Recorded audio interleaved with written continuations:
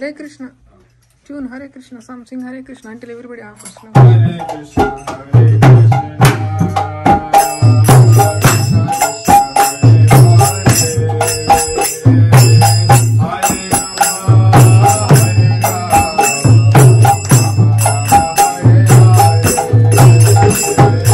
Hare Krishna, Hare Krishna.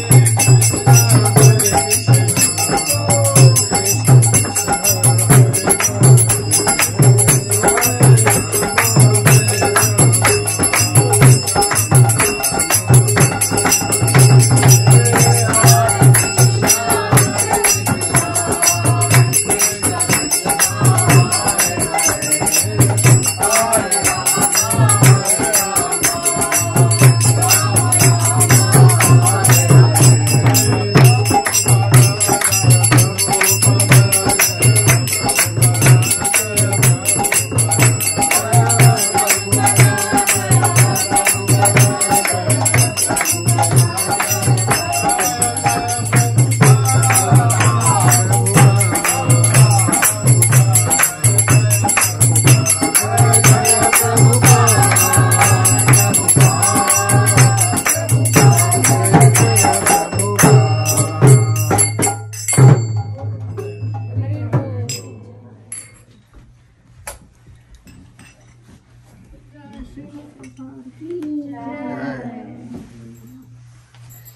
Prabhupada appearance Mahamahotsav ki Jai. From the purport of 4:28:31. So Srila Prabhupada's purport, in other words, Srila Prabhupada speaking to us.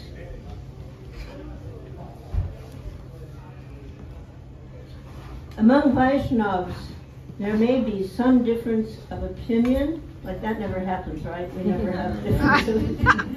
There may be some difference of opinion due to everyone's personal identity. But despite all personal differences, the cult of Krishna consciousness must go on. We can see that under the instructions of Srila Bhaktivinoda Thakur, Srila Bhaktisiddhanta Saraswati Goswami Maharaj began preaching the Krishna consciousness movement in an organized way within the past 100 years.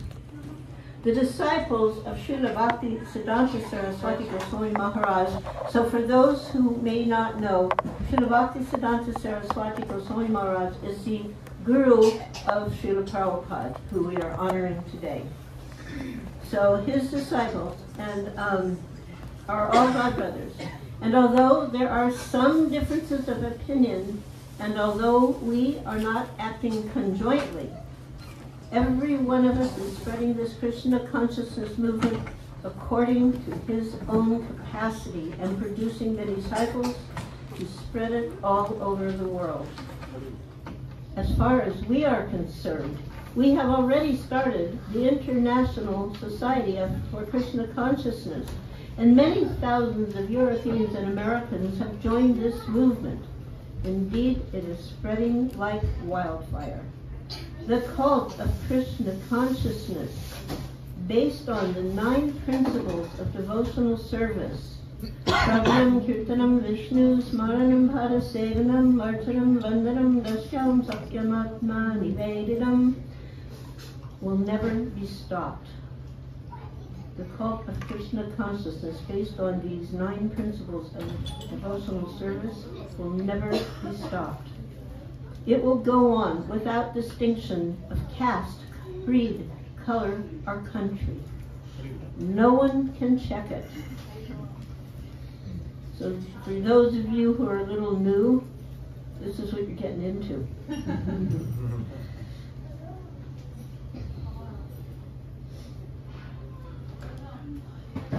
Dear Srila Prabhupada, please accept my eternally offered obeisances at your lotus feet.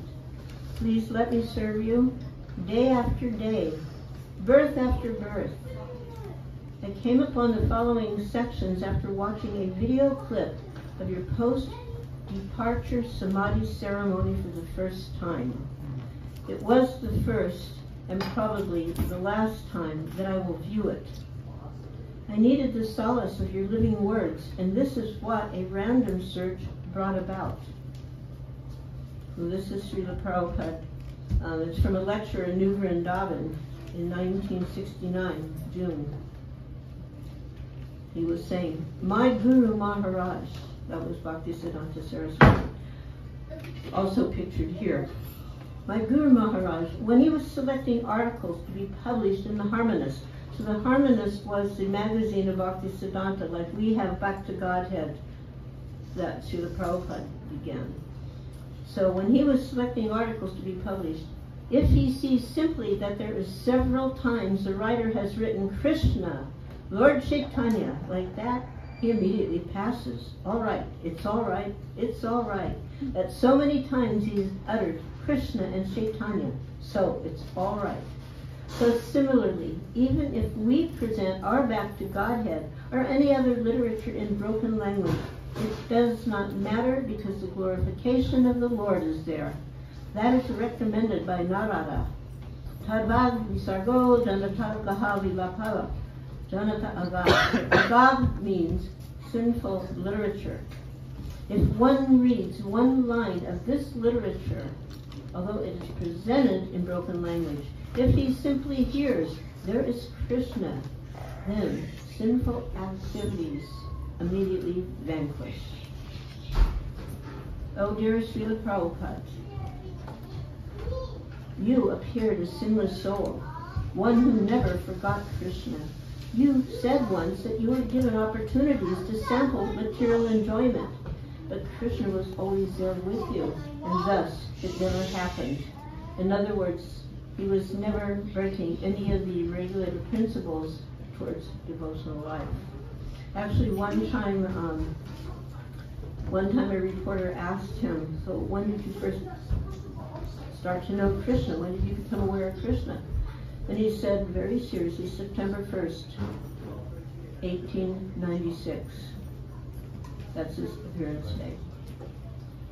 The reporter, misunderstanding, said, no, but when did you become aware? When did you know Krishna? And again he answered, September 1st, 1896. In other words, there was never a time when Srila Prabhupada was without Krishna consciousness in his life. And Krishna was always with him, and he was always aware of it. Sometimes, so in a conversation, sometimes I become surprised how I've written this, referring to his books. Although I am the writer, still, sometimes I am surprised how these things have come. Such vivid descriptions. Where is such literature throughout the whole world? It is all Krishna's mercy. Every line is perfect. Every line is perfect. Conversation, June 28, 1977, just a few months before his departure. Krishna is perfect. Thus, every line is perfect, as you, Srila Prabhupada, are also perfect. Guru Das watched Srila Prabhupada laughing while he was reading Krishna book. Prabhupada, you're laughing at your own books. Prabhupada replied, I did not write these books. Krishna wrote them. Krishna sat here. He wrote them. When he said in another conversation, so when I sat down with pen and paper to write, Krishna sat here and he spoke into my ear. He dictated to me. I was simply writing his words. His dearmost friend Krishna sat on his shoulder and spoke to him, just as Arjuna's dearmost friend Krishna stood before him and spoke Bhagavad Gita. In a conversation with Tamal Krishna Goswami and another godbrother, Prabhupada said, do you know that I read my books every day?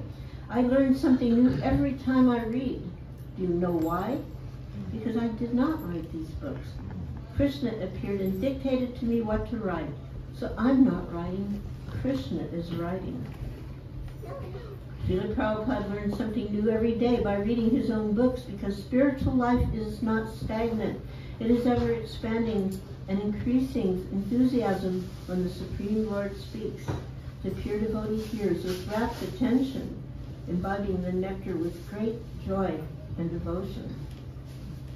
When asked how she could know him better, Srila Prabhupada replied to my god sister Dhanishta, 3 words. She asked, how can I know you better? He replied, read Krishna book. Yes, we want to know you better, Srila Prabhupada. You've divulged a great secret indicating as well where we can find you. All glories to you evermore, Srila Prabhupada. All glories to you, Srila Prabhupada. All glories to you evermore, our most beloved Patita Pavana Srila Prabhupada. It perplexes my mind to consider that the purports you were writing came to you, the perfect, transparent Via medium, directly from the Supreme Lord Krishna. Your purports are beyond any value and wealth of the so-called precious gems found in this temporary world. You are the purest of all. You are the purest of all touchstones, offered to us by your fully cognizant, compassionate mercy. I can never fathom this incredible, sublime pastime of yours, but I have a little shadow of doubt due to the gloriousness of this pastime. You are not an ordinary spiritual master. You saved us. And that was confirmed in 1967 in our little storefront in San Francisco. Krishna dictated these purports to you, and you faithfully recorded them and passed them on to us and the entire world. Many gurus and so-called yogis come and take your money, but they cannot relieve anyone from birth, death, disease, and old age. You alone offered that miracle. Considering these comments by you, how can we accept anything less than your authentic original words? May my head remain bowed at your lotus feet. May my heart beat only for you. And may all people throughout the universe become receivers of your compassionate messages, checking the reign of Kali, pacifying their burning minds and hearts. And may all of you please take it upon yourself to each day read or hear from Srila Prabhupada's divine words through his books. His divine grains, Srila Prabhupada.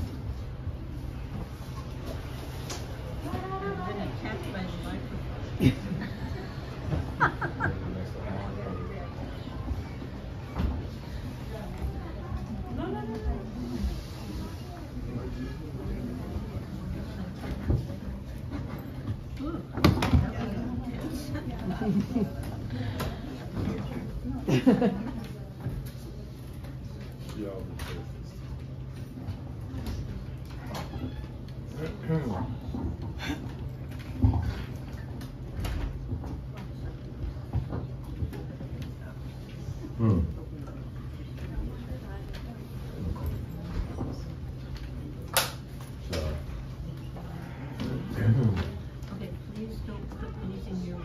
I'll knock it over.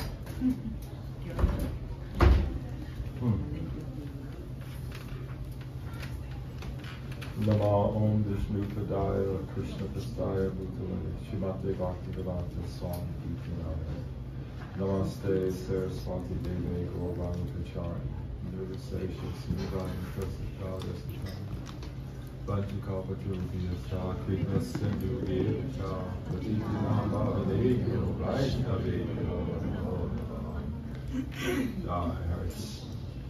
I feel very honored to be sitting here with my two god sisters who I've known almost now for over 50 years.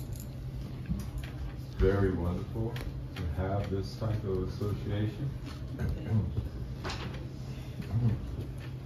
I'm always enthused when I see them because I know that they have done immeasurable service for Srila Prabhupada. And that's the secret, that the devotees, when we see other devotees performing devotional service, we become enlivened and enthused by their service. The nice thing is I always see with you volunteers, no matter what. If something's not right, you're going to make it right immediately. If you see something needs to be done, you do it. You don't wait or hesitate. And that's exactly what we learn, or should be learning as devotees. That's right. Because Prabhupada, from the very beginning, he always pushed us to the next step, to the next level. It's sort of like a drill sergeant in the military. No matter what you do, it's never good enough, and then he makes you do something even more. And that was his secret to success. The devotees never had a moment to be complacent, because there was always another step that needed to be done. Prabhupada knew where he wanted everybody to get to spiritual, and he knew that by not endeavoring continuously, that level of Krishna consciousness would not be achieved.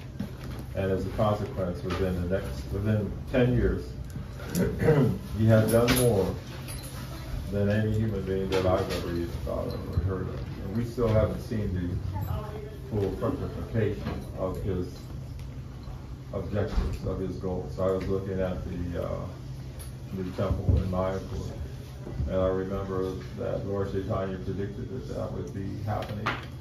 And I remember Prabhupada, when he first came, when we were put in the deities from the little hut on the road in Mayapur, the video that was being shown, that he knew that this was going to happen.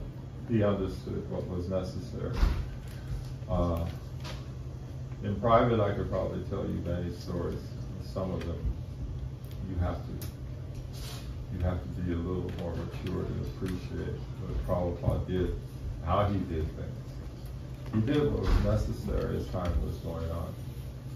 But the one thing that I was just telling Adikata Prabhu, that I had this experience one time, and for all of you I'm saying this because many of you still have this, it's very difficult to understand Srila Prabhupada. And it's even more difficult. I was there and I knew when I was seeing Srila Prabhupada physically, when I was standing in front of him, I knew that it would take me the rest of my life to appreciate with whom I was experiencing this, because we cannot appreciate, first of all, we can't appreciate all of what Srila Prabhupada is, because trying to understand what he is, and then trying to understand what Krishna is, and trying to understand what Lord Chaitanya is only obtainable through revealed knowledge. The Lord will reveal, no matter how much you endeavor. But your endeavor must come through devotional service. That is the key. Many of you, I don't know you, I'd like to talk with you if you ever have time. But the secret is this. Many of you were thinking that, oh, I wish I could have seen Srila Prabhupada, or I wish I would have been there when Srila Prabhupada was around. There's two experiences of the spiritual master. There's Vani and Bapu. And Bapu is very wonderful. There's nothing more wonderful than what we were able to do by seeing the presence of Srila Prabhupada. But the Vani, the hearing of Srila Prabhupada, is even more wonderful. That appreciation only comes with maturity, with years and years. Prabhupada says it will take you about 60 years if you read Srimad Bhagavatam to even appreciate what you're actually looking at. The secret is that by hearing, listening, this is the story that I always like to repeat because it was very significant in my Krishna conscious development. One time I was a bodyguard of Srila Prabhupada in Los Angeles. This was about in 1974, 75. And I had just finished reading the Bhagavad Gita, that the verses and the purports by Srila Prabhupada.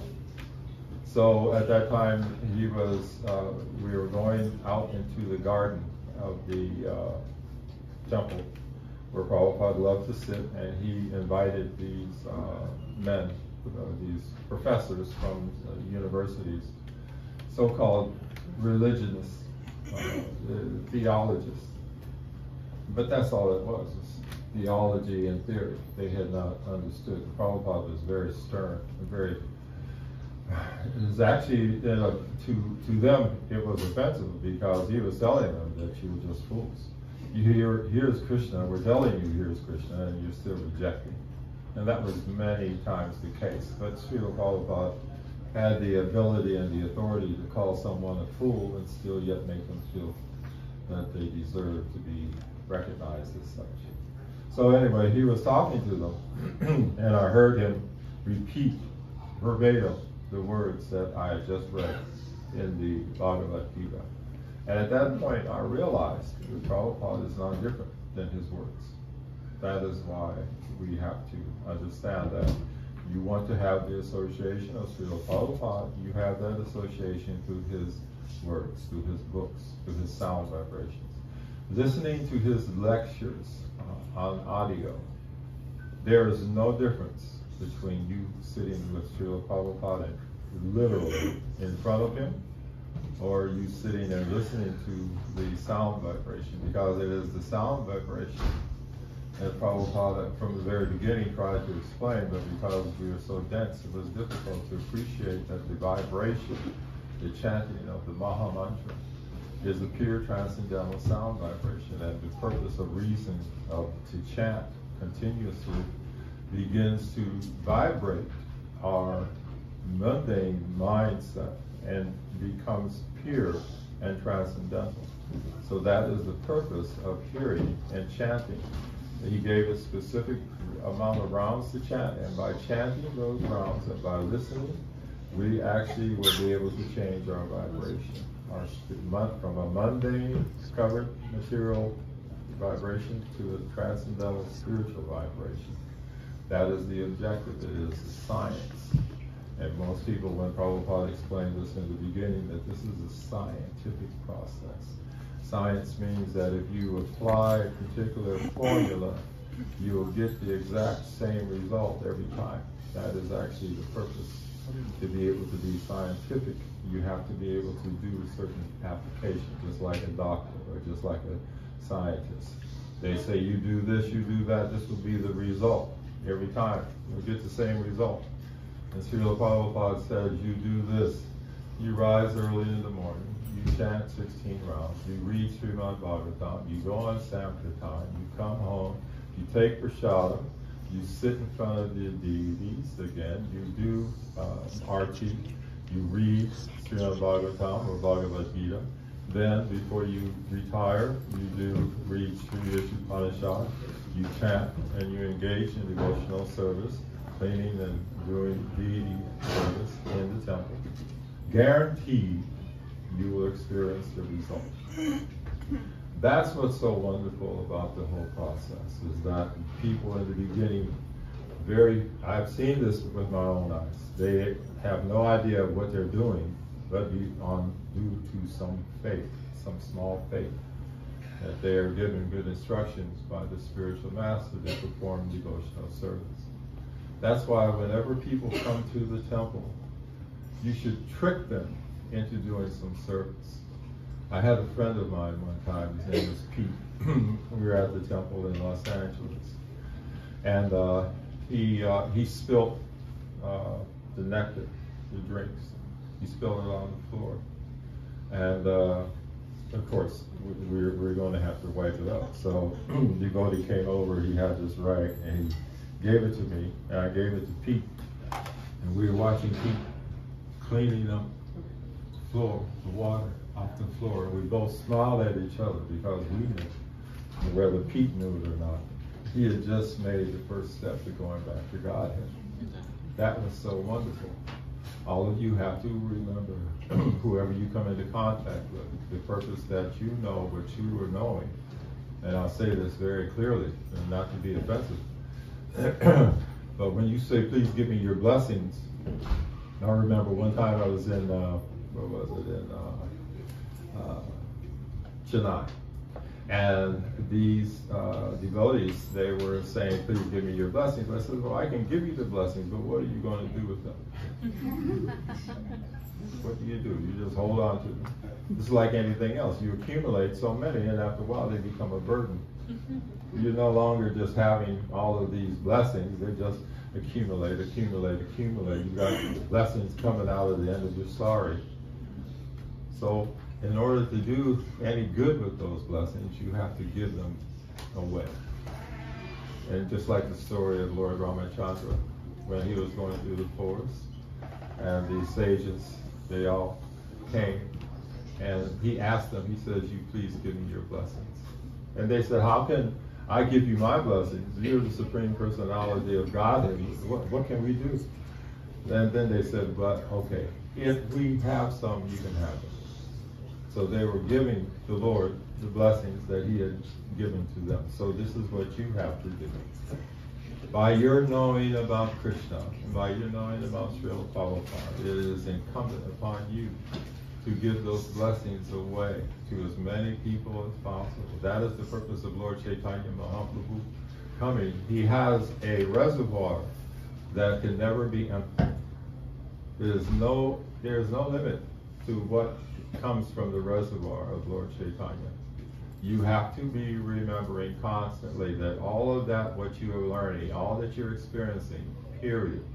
I don't care if this is your first time here or your millionth time in the temple. From here on, it is your responsibility to give those blessings, what you have received, away to as many people as possible. You have to literally trick them sometimes, just like we did with Pete. And it was so wonderful because I could see even as Pete gradually, he became a little more Krishna conscious up to the time of his death. And that's what you have to remember. You're giving away what Krishna has given to you. The more you give, the more you will receive. So that is the blessings Prabhupada has done for us. We don't understand. I know I don't. I don't appreciate exactly what's what, but I know I still have more service that needs to be done.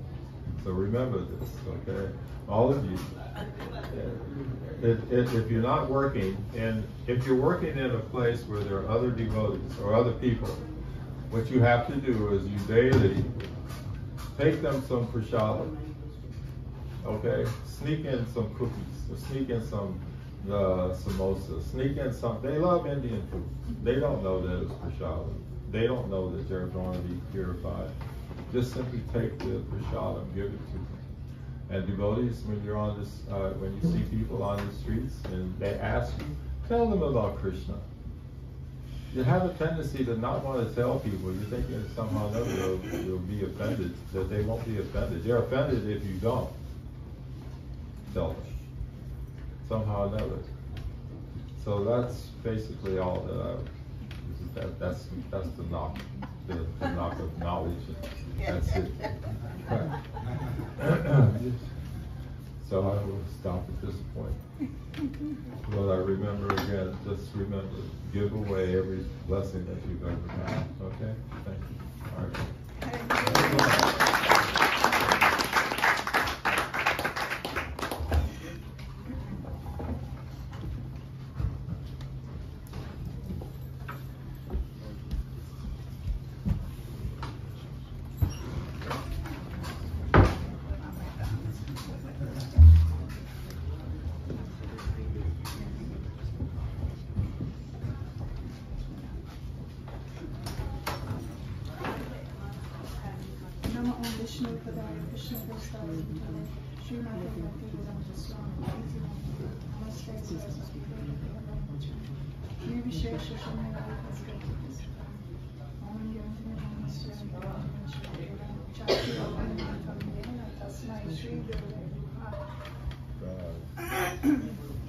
Well, Yadava took like, he took like half of my time, so I'm gonna be short. We're gonna give you a pat. But, you know, I'm really very much appreciative and grateful because of my God sister Malati. If you view all the footage from the past, you'll see Malati somewhere in that footage. She's done so much in the service of Srila Prabhupada that I know that I probably wouldn't be here if it wasn't for her.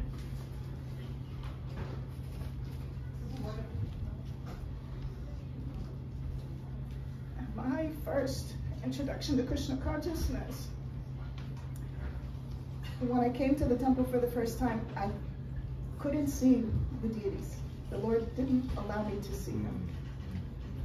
But my attraction was the devotees because they were just amazing.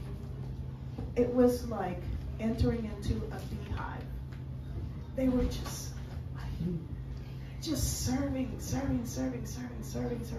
was like, wow, this is like another world. You know, who likes to do, you know, I didn't know service. I'm like, who likes to do work? People didn't like to work. But they were so busy serving and putting on plays and, you know, making garlands and polishing the deity paraphernalia and making outfits and making jewelry. Like, it was visible in those days. When you would come to the temple and you'd sit in class, they were cutting vegetables, they were stringing beads, they were making crowns, you know, they were sewing deity paraphernalia, they were polishing the brass and the silver, because after the morning program, everybody went out on Sankirtan. So they had to get all the deity services covered before they would go out. And as Yadav was saying, it was like they called it the Krishna conscious sandwich. It was the morning program. Everybody did everything together. Mangal Arti, Guru Puja, Tulsi Puja, deity greeting, Srimad Bhagavatam class, you know, and then they would have breakfast. And then everybody would go out except, at least in Cleveland, except 2 devotees, which I was one that stayed back. I would do all the cleaning and laundry for all the devotees. And then the temple president, whose name was Arjit Prabhu at that time, he would do all the pujari work and the cooking. So he would make all the offerings, offer all the everything, and all the devotees would go out and they would distribute books all day. But they had to be back for Gaur Arti. And so the evening program, you know, the Sundar Arti, and then Bhagavad Gita class, and you know, it was amazing because we really basically only had breakfast and lunch. In the evening, we just had hot milk, and some fortunate ones would get a cookie, but we both basically had hot milk in the night, you know. But it was good because you were anxious to get up in the morning. You know, if you eat a heavy meal in the evening, you feel too tired to get up. But you know, devotees were rising at 2 o'clock in the morning because they wanted to get their rounds chanted before Mangal Arti, because once Mangal Arti started, it was nonstop. So, you know, they would get up and chant their rounds and then be enthusiastic. Now, it was funny because in those days, we didn't have hot water in most places. We had to take cold showers. And so in the morning, you would hear, Krishna!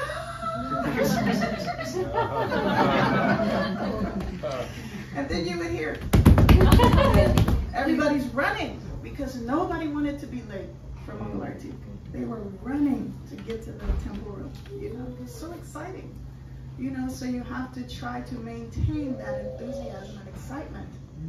And when the curtains opened for deity greeting, it was like, you know, it was just so breathtaking, you know, to see the Lord, how he manifested himself every morning so beautifully. You know? Huh?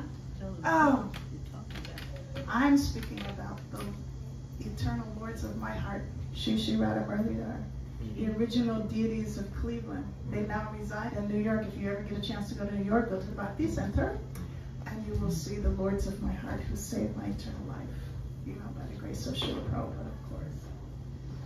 It's amazing because, you know, these days are kind of difficult for me.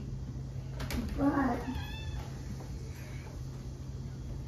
you know, Malati made a really good point about how Srila Prabhupada came to give us instructions and the example on how to become Krishna conscious.